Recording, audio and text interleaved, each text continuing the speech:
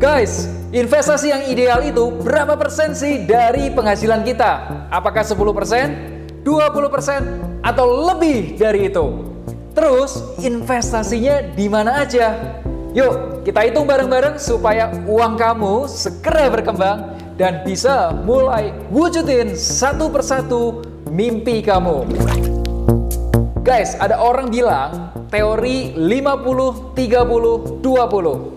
Katanya 50% buat hidup, 30% buat utang, dan sisanya 20% buat investasi. Apakah hitungan itu benar? Coba guys, kita hitung seandainya penghasilan seseorang itu 10 juta rupiah per bulan. Ini dia tabelnya. Guys, kita ambil beberapa contoh. Misal kamu investasi 10% dari gaji atau 1 juta rupiah per bulan. Kalau setahun berarti 12 juta rupiah per tahun. Seandainya target investasi 12% per tahun, maka dalam waktu 3 tahun kamu baru punya uang sekitar 40 jutaan. Tapi dalam waktu 10 tahun kamu sudah punya uang 210 juta rupiah. Guys, kita ambil teori 20% dari gaji kamu atau sekitar 2 juta rupiah per bulan atau dalam setahun 24 juta rupiah. Seandainya target investasi 12% per tahun, maka dalam waktu 3 tahun kamu baru punya uang sekitar 80 jutaan. Tapi dalam waktu 10 tahun kamu udah punya uang 421 juta rupiah. Fantastic, banyak banget. Kita ambil satu contoh lagi. Kita contoh yang ekstrim. Misal, kamu bisa invest 50% dari gaji atau 5 juta rupiah per bulan. Kalau setahunnya 60 juta per tahun.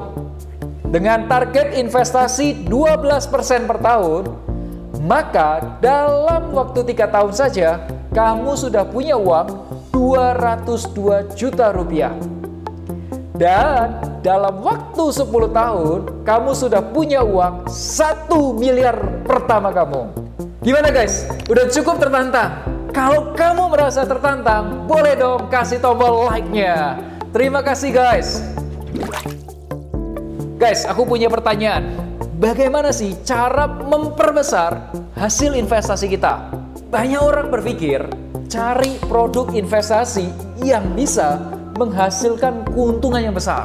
12%, 15%, 20%, atau bahkan mencapai puluhan persen. Tapi masalahnya adalah, apakah kamu mampu mencari produk keuangan, produk investasi yang bisa untung sampai puluhan persen? Teman-teman, kalau menurut teori investasi, itu ada yang namanya Future Value Annuity Do atau FVAD. Ada 4 hal yang mempengaruhi hasil investasi kita, yaitu modal awal. Semakin gede modalnya, ya semakin gede potensi untungnya. Kedua, investasi rutin setiap bulannya. Semakin gede yang diinvestasikan, hasilnya pun juga semakin gede. Ketiga, periode investasi. Semakin panjang periodenya, maka semakin besar juga potensi hasil keuntungannya. Keempat, hasil investasinya. Semakin besar persentasenya, semakin besar juga hasil yang didapat. Gini, kita coba lakukan simulasinya, dan file Excel ini udah aku kasih link deskripsi. Oke? Coba liatin. Nih guys, misal modal awal 10 juta rupiah. Investasi rutin kita 2 juta rupiah per bulan atau 24 juta rupiah per tahun. Periode investasinya setahun aja deh. Dan target investasinya 12% per tahun. Maka potensi keuntungannya mencapai 38.080.000 rupiah. Kita ganti ya. Seandainya target investasi naik jadi 15% per tahun, maka potensi keuntungan kamu mencapai 39.100.000 rupiah. Seandainya target investasi naik jadi 20% per tahun, maka potensi keuntungannya mencapai Rp40.800.000. Guys, coba ya, kalau kita ganti periode investasinya menjadi 2 tahun, maka potensi keuntungannya mencapai Rp69.529.600. Wow, gimana kalau 3 tahun? Oke, kita ganti 3 tahun, maka potensi keuntungannya mencapai Rp104.753.152. Gimana kalau gantinya 5 tahun?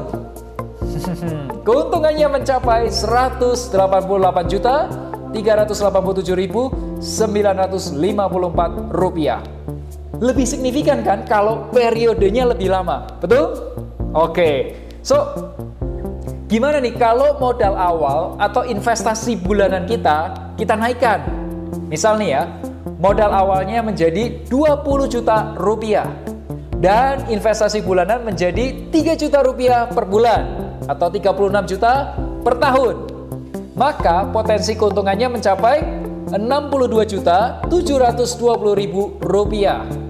Dan kalau investasi bulanannya menjadi Rp5 juta per bulan atau Rp60 juta per tahun, maka potensi keuntungannya mencapai Rp89.600.000. Gini guys, kamu coba sendiri aja perhitungannya dan silahkan bagikan video ini ke pasangan kamu atau ke teman kamu supaya mereka juga semakin termotivasi untuk bisa berinvestasi. Oke? Pertanyaan berikutnya pasti begini, Vin, kira-kira investasi apa? Sebelum bahas investasi, aku ingin menceritakan cara investasi yang tepat. Berikut ini gambarannya. Aku coba ceritakan mengenai investasi yang paling gampang. Bayangkan kita sekarang ini dari kota Bandung dan ingin menuju ke Jakarta. Kira-kira apa aja sih yang perlu kita siapkan? Yes, pertama kali kita perlu nyiapin GPS. Kamu bisa pakai Google Maps, kamu bisa pakai Waze. Ya tujuannya apa?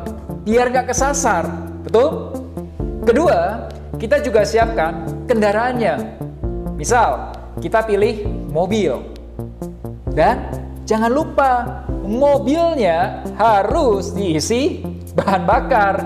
Mau pakai Pertalite kek, mau pakai Pertamax kek, yang penting ada bahan bakarnya. Setuju?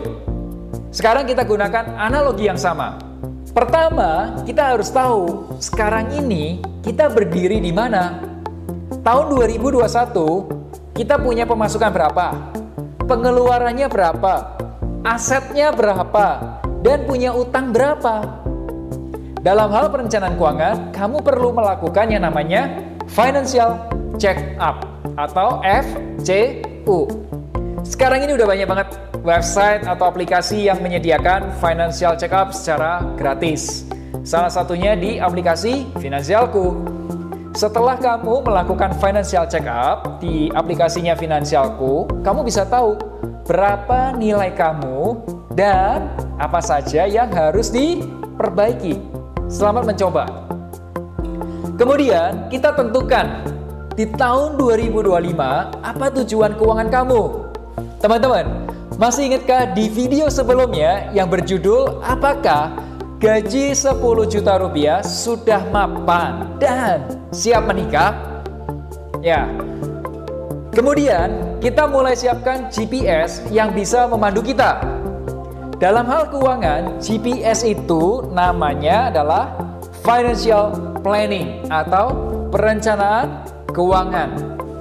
Seandainya kamu sudah punya perencanaan keuangan, maka kamu akan tahu berapa sih uang yang harus diinvestasikan, berapa lama, berapa target investasinya, dan investasi di mana.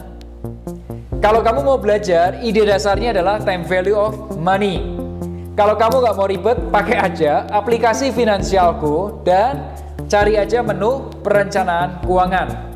Contoh nih ya, kamu mau beli rumah seharga 500 juta rupiah. Uang muka kita sebesar 40%. Berapa lama lagi kamu mau beli? Katakanlah 36 bulan lagi atau 3 tahun. Sekarang ini kita sudah punya uang sekitar 50 juta rupiah dan asumsikan kenaikan harga rumahnya 10% per tahun dan estimasi hasil investasinya 12% per tahun. Sekarang bunga KPR kurang lebih 10% per tahun dan ya periode pinjaman bolehlah 180 bulan. Maka untuk keperluan DP rumah, aku perlu investasi 50 juta rupiah yang sudah kumiliki. Itu sifatnya lump sum, sekaligus kita invest dengan target investasi 12% per tahun. Kemudian setiap bulannya kita perlu nambah investasi. Besarnya sekitar 4.598.707 rupiah. Target investasinya 12% per tahun. Setelah itu, aku ada sisa pinjaman sekitar 404 juta rupiah dan perkiraan cicilan bulanan sebesar 4,3 juta rupiah. Setelah itu, pilih kendaraan investasi kamu. Bisa di saham, bisa di reksadana, surat berharga pemerintah Indonesia, atau juga peer-to-peer lending. Sekali lagi, sesuaikan kendaraan kamu dengan tujuan keuangan kamu. Dan terakhir, jangan lupa bahan bakarnya, yaitu pemasukan kamu. Coba upgrade pemasukan kamu. Kalau kata temanku, Jonathan N, itu perbesar earning power kamu. Caranya gimana? Nih. Oke, gimana guys? Sampai sini apakah sudah cukup jelas? Di video berikutnya aku akan bahas apakah gaji 10 juta rupiah bisa beli rumah. Rumah harga berapa? Supaya kamu lebih jago investasi saham, tonton playlist investasi saham untuk pemula.